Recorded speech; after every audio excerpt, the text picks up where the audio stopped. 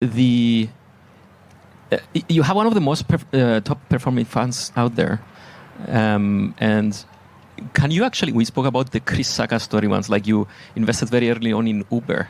Can you tell us the story? Well, yes, and he's the one who invested in Uber. I want to be very clear. But look, I think the Chris Sacca story and his fund was called Lowercase, which I was one of his first LPs in Lowercase One, which is obviously what the big stake in Uber came out of. I met Chris Sacca at the bar of a restaurant in Aspen, Colorado, and we sort of struck up a relationship.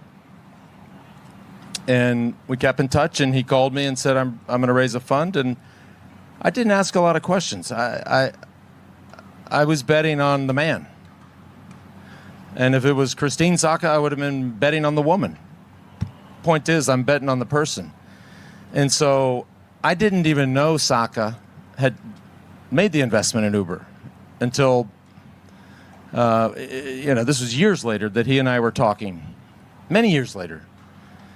And at that point in my life, I had agents and business managers, and they paid attention to the quarterly updates, and they got on the webinars and all the stuff that we're so used to. But we were talking, and Uber had just raised a new round at what we thought was a crazy valuation at the time. I think $17 billion. And he starts telling me about the stake in Uber, and I was like, "Wow, that's crazy."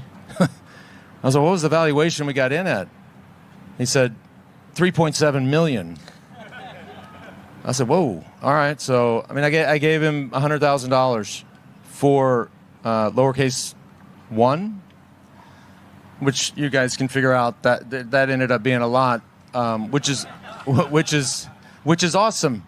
It's awesome. I'd love to get that call tomorrow. We'd all love that call.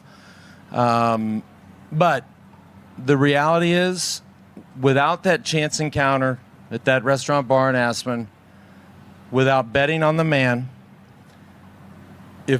as my life unfolded and the lawsuits piled up and endorsements completely evaporated, without that encounter at that place in Aspen, I don't know what I would have done for my family.